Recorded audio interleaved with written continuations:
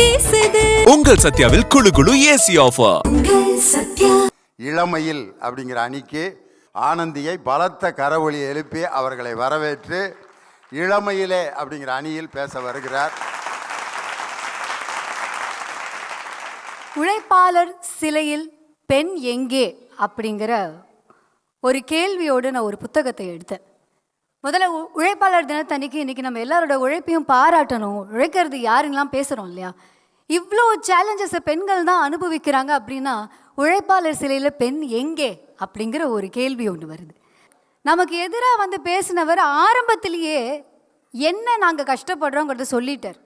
ஏதோ ஒன்று அனுபவிச்சாலும் பின்னாடி இருந்து ஒரு குரல் வந்துக்கிட்டே இருக்கு, எல்லாம் கொஞ்ச நாளைக்கு தான், இதுவும் கடந்து போகும். நம்ம இளமையிலா இல்லறத்திலா அப்படிங்கிற ஒரு கேள்வியை கேட்குறோம். ஆனால் இன்னும் நிறைய இடங்களில் பெண்களுக்கு இளமையிலே இல்லறமும் சேர்ந்து வந்துடுது அப்படிங்கிறது தான் உண்மை. கல்யாணம் பண்ண போகிற பொண்ணை எப்படி பார்த்துக்கணும் அப்படிங்கிறதுக்கு இப்போ வரைக்கும் ஒரு புத்தகம் இல்லை. அப்படி ஒன்று இருந்தாலும் அந்த புத்தகம் பத்தாது. ஏன்னா பியூபர்ட்டி, அதாவது அந்த பொண்ணு சமைஞ்சிட்டான்னு வைங்களேன், சித்தப்பா பார்த்துக்கிறாங்க, பெரியப்பா பார்த்துக்கிறாங்க, அத்தை பெரியம்மா பார்த்துக்கிறதுக்கு அத்தனை பேர் இருக்காங்க. ஆனால் இத்தனை நாள் என்னை தொட்ட தாய் மாமா இனிமேல் என்னை தொட முடியாது. அது ஏன் தெரியுமா? நான் திருமணத்துக்கு தயாராகி கொண்டிருக்கிறேன், இன்னொரு ஆணுக்கு நான் சொந்தமாக போகிறேன், அதனால் மற்றொரு ஆண் என்னை தொட இயலாது அப்படின்னு முதல் முறை எப்படிங்க அந்த பொன் குழந்தைக்கு சொல்லி கொடுப்பீங்க? அந்த பொண்ணுக்கு அப்பெல்லாம் அந்த கேள்வி வருது, ஏன் இத்தனை நாளாக அப்பா என்னை தொட்டு தானே பேசினார், இனிமேல் அப்பா என்னை தொட மாட்டார். அது நான் என்னை கண்கூட்டி பார்த்துக்கிறீங்க, ஆனால் என்னை சந்தோஷமாக பார்த்துக்கொள்கிறீர்களா என்பது ஒரு கேள்விக்குறியாகத்தானே இருக்கிறது. எனக்கு என் அண்ணனை தொட்டு விளையாட வேண்டும், என் தாய்மாமனோடு சைக்கிளில் போக வேண்டும், எனக்கு நான் போகிற இடத்துல நான் ஆண் பெண் என்று பேதமின்றி இத்தனை நாள் வளர்ந்தேன். ஆனால் ஜஸ்ட்டுங்க ரொம்ப நார்மலாக சமைஞ்ச பொண்ணுங்கிற ஒரே ஒரு விஷயம் நடந்ததுனால அப்போ இருந்து என்னை தயார்படுத்திக்கிட்டே இருக்கீங்க. இது வரைக்கும் நான் பார்க்காத ஒரு உலகத்திற்கு, இது வரைக்கும் நான் காணாத ஒரு ஆண் மகனுக்கு நான் எப்பேற்பட்ட ஒரு மனைவியாக வாழ வேண்டும் என்பதற்கான கிளாஸு சின்ன வயசுலேருந்து நடக்குது. நமக்கு என்ன சொல்லி கொடுத்துருக்காங்க சின்ன வயசில்? மதியார் வாசல் மிதியாது. நம்மளை மதிக்காதவங்க, நமக்கு பிடிக்கல, இவங்களை வேண்டவே வேண்டாம்னு நினைக்கிறவங்க வீட்டுக்கு நம்ம போவோமா? ஆனால் எத்தனை பெண் பிள்ளைகள் அந்த மாதிரி வீடுகளில் பிறந்து வளர்ந்து வருகிறார்கள் என்ற ஒரு கேள்வி இருக்கு இல்லையா? இந்த வீட்டில் நீ பிறப்பேன்னே நான் எதிர்பார்க்கல. அதுக்கு எக்ஸாம்பிள் நானும் தான். முதல்ல அக்கா பிறக்கிறாங்க, எல்லாரும் சந்தோஷம். இரண்டாவதும் பெண் என்பது போல எங்கள் அப்பா அந்த பெண் குழந்தைய பார்க்கவே வரல, என்னை பார்க்கவே வரல. நான் வேணான்னு நினச்ச ஒரு வீட்டில் ஒவ்வொரு நாளும் போராடி வளர்ந்து வருவது அப்படிங்கிறது எந்த விதத்தில் ஐயா சந்தோஷம்னு எனக்கு தெரியலையே. அண்ணன் இருந்தால் அதுக்கு மேலே. எப்பெல்லாம் எங்கள் வீட்டில் ஆண் பிள்ளைகள் வராங்களோ அப்பெல்லாம் என்ன ஆகும்னா, பசிக்குதுன்னா ஃபஸ்ட்டு அங்கே தான் போகும் தோசை, நமக்கு ரெண்டாவதாக தான் வரும். ஏன்னா நீ வேற வீட்டுக்கு போகிற குழந்தை, அது எப்போ போவேன்னு எனக்கு இன்ன வரைக்கும் தெரியல. ஆனால் அப்போ போவேங்கிறதுக்காக தோசை கூட எனக்கு இப்போ கிடைக்காதுங்கிறது எந்த விதத்தில் ஒரு நியாயமாக இருக்குது?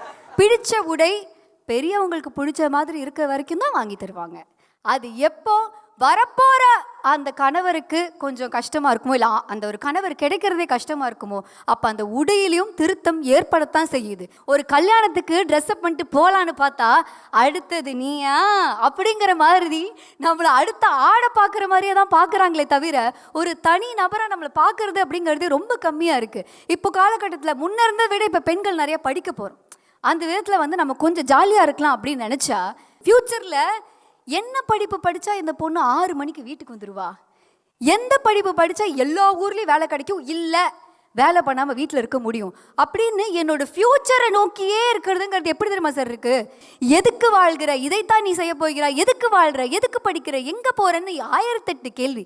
நான் ஸ்கூல் டேஸ் படிக்கும்போது சார் எல்லாரும் இந்த ஸ்கூல் முடிச்சு நீங்கள் பசங்கள்லாம் பார்த்துருப்பீங்கள்ல, ரோட் சைடில் அப்படி சைக்கிளோடு நின்று அரட்டை அடிச்சுட்டு இருப்பாங்கல்ல, அந்த மாதிரி நாங்களும் அரட்டை அடிச்சுட்டு இருப்போம். ஆனால் தெருவிளக்கு போட்டுட்டாங்கன்னா வீட்டுக்கு ஓடிடணும்.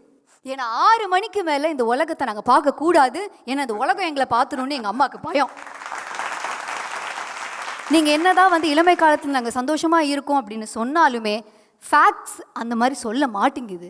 எவ்வளவு கஷ்டங்கள் இன்டர்நெட் மூலமாக இருக்கலாம், கல்யாணம் மூலமாக இருக்கலாம், வேலை பார்க்குற இடங்களில் இருக்கலாம், காதலாக இருக்கலாம், குடும்பமாக இருக்கலாம். பட் எல்லா காரணங்களையும் டாப்பில் இருக்கிறது வந்து குடும்பமாகவும் அதுக்கு அடுத்தது திருமணமாகவும் தான் இருக்குது. அப்படிங்கும்போது இவங்க இளமையில் சந்தோஷமாக இருந்தாங்க அப்படிங்கிறதுக்கான எந்த ஒரு ப்ரூஃபும் இங்கே இல்லை சார். இந்த கிரிக்கெட்டர்ஸ்லாம் விளையாடும்போது ஹோம் கிரவுண்டில் விளையாடும்போது அவ்வளோ சந்தோஷமாக இருப்பாங்க. ஆனால் அந்த ஹோம் கிரவுண்ட்லேயே சப்போர்ட் இல்லைன்னா மேட்ச் எப்படி சார் விளையாடுறது? எங்கேருந்து கான்ஃபிடென்ஸ் கிடைக்கும்? அதனால சவால்கள் நிறைந்த வாழ்க்கையை அனுபவிப்பது பெண்கள் இளமையிலே என்று கூறி நான் முடிவு செய்கிறேன். நன்றி, வணக்கம். குளு குளுன்னு காத்து வீசுது. உங்கள் சத்யாவில் குளு குளு ஏசி ஆஃபர். உங்கள் சத்யா.